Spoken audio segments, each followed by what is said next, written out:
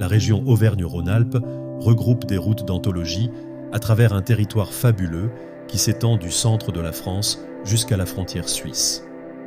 Du Mont d'Or au sommet de l'Iseran, en passant par l'Alpe d'Huez, le lac d'Annecy et en rendant visite aux grands acteurs locaux Top Vélo, vous fait découvrir une terre citoyenne dédiée à la pratique du vélo.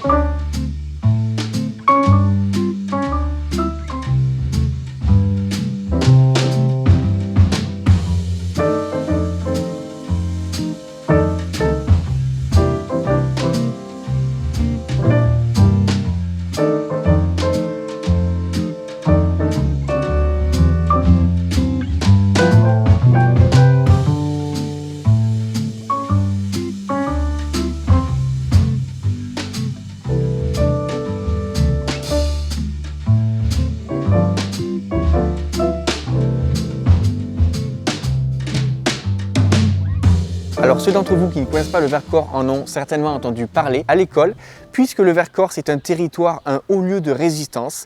Et ce territoire c'est aussi un terrain magnifique pour pratiquer le vélo, mais pas que, aussi d'autres sports. On pense à l'escalade, il y a beaucoup de gens qui viennent escalader des sommets, des pics dans le Vercors.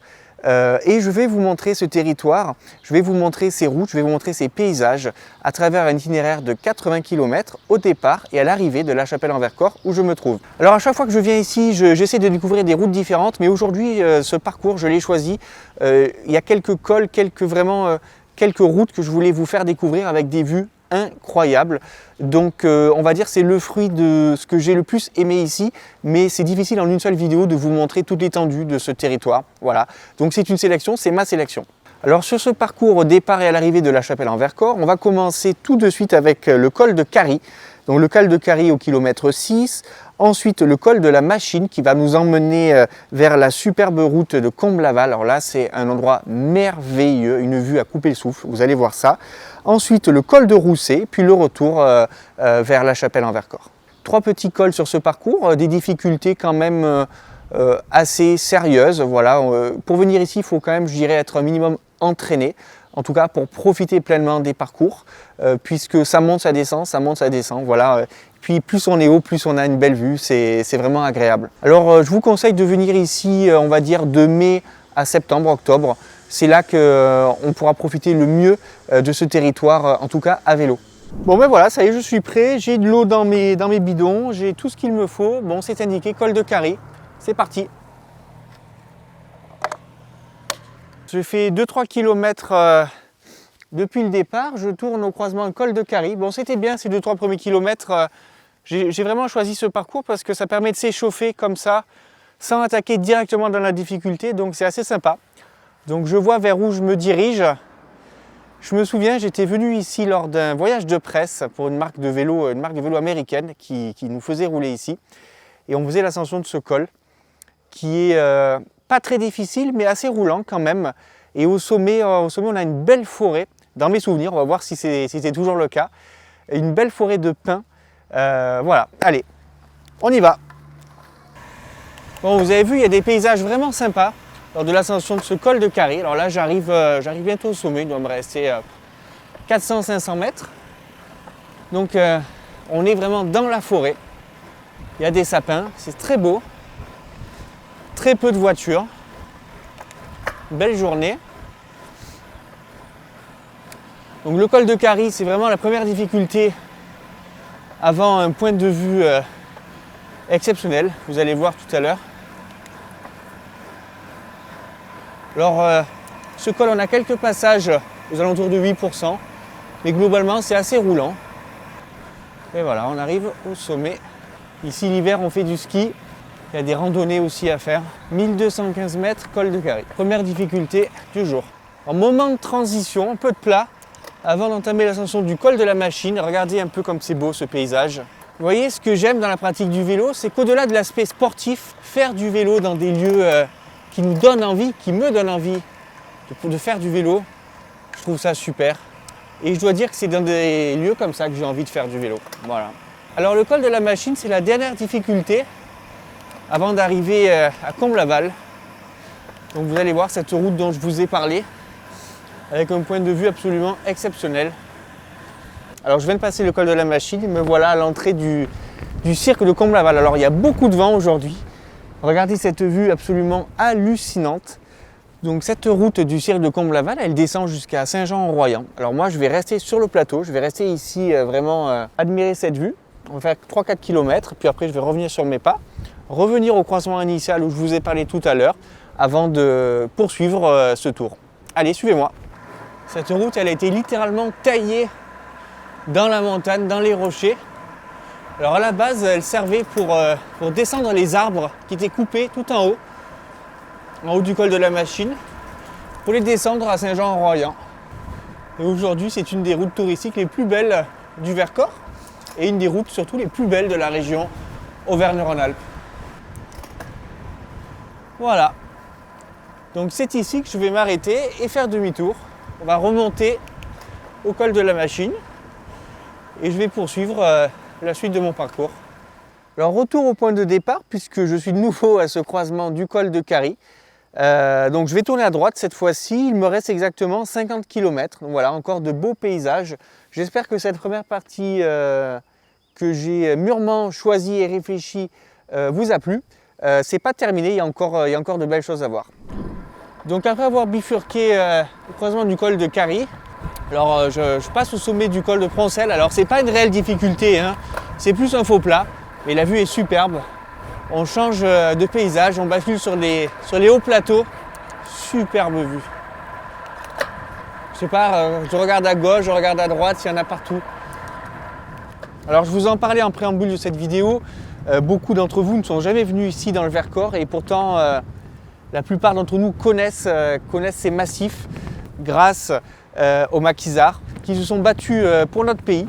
Et on ne peut pas passer ici sans s'arrêter devant ce lieu. Je dois dire que j'ai beaucoup d'émotions à être ici. Je vous retrouve au sommet du col de Rousset. Il me reste encore quelques kilomètres pour y arriver.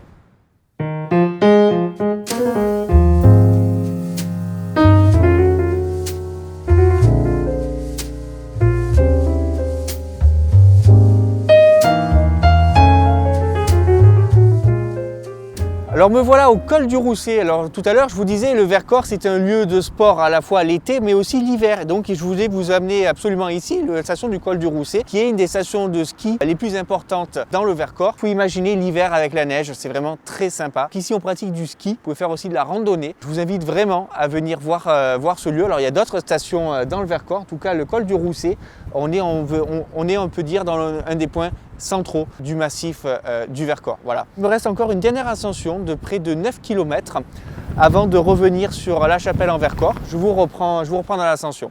C'était ma surprise, la route forestière de la Coche. Alors là, on a 9 km d'ascension. C'est pas un col à proprement parler puisque c'est une toute petite route. D'ailleurs, c'est écrit à ne prendre qu'en cas de beau temps, évidemment. Ça permet de rejoindre de nouveau les hauts plateaux du Vercors. Alors pour les moins téméraires, ils peuvent continuer par la grande route qui ramène jusqu'à La Chapelle en Vercors. Moi j'ai bien envie de me faire plaisir et donc de grimper ces 9 km d'ascension. Ensuite il n'y aura que de la descente jusqu'à La Chapelle. De quoi tutoyer les sommets, 1500 mètres d'altitude, tout en haut. Et avant de redescendre sur La Chapelle, de quoi surtout avoir encore une fois une belle vue sur les massifs du Vercors.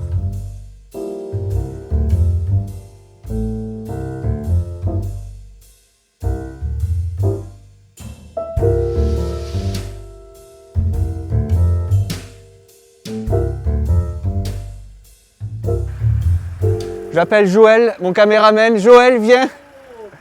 Oh, que c'est joli, c'est beau. Hein. Voilà, c'est ça le Vercors, c'est ça que je voulais vous montrer. Voilà, on en prend plein les yeux à chaque virage.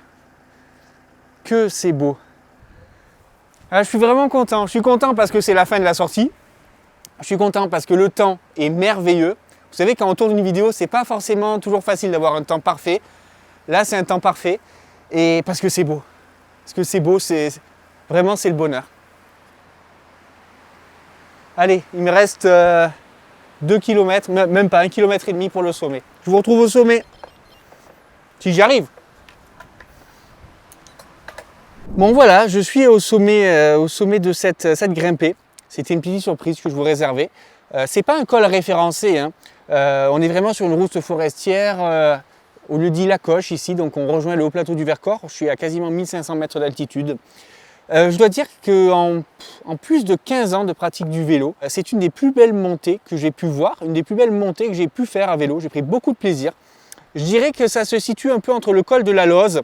Alors, le col de la Loze, on vous l'avait montré dans une vidéo d'une étape du Tour de France, on vous la met juste ici.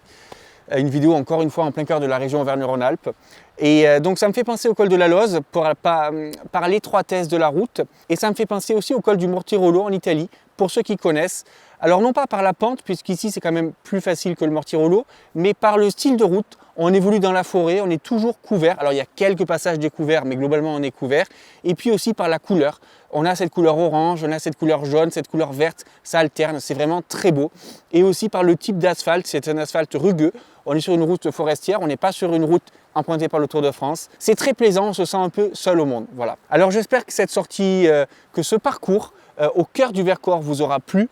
Il me reste une vingtaine de kilomètres avant de rejoindre mon lieu de départ qui est aussi mon lieu d'arrivée. Je tenais vraiment à vous montrer le Vercors, à vous montrer à quoi le Vercors ressemble. Je pense que c'est une destination touristique pour les cyclistes, mais pas que. Une destination pour tous les sportifs et puis pour les amoureux d'histoire aussi. Vous savez, je viens souvent ici et je prends plaisir à venir. Je vous ai montré une infime partie des routes à pratiquer en vélo dans le Vercors. Je vous invite à aller sur des planificateurs d'itinéraires, à aller chercher sur internet, sur des sites d'office de tourisme, des itinéraires. On va vous mettre le lien, le fichier GPX de l'itinéraire dans la description de cette vidéo. En attendant, je vous dis à très bientôt sur Top Vélo. Au plaisir de vous croiser sur des routes en région Auvergne-Rhône-Alpes. Puis je vous dis à très bientôt.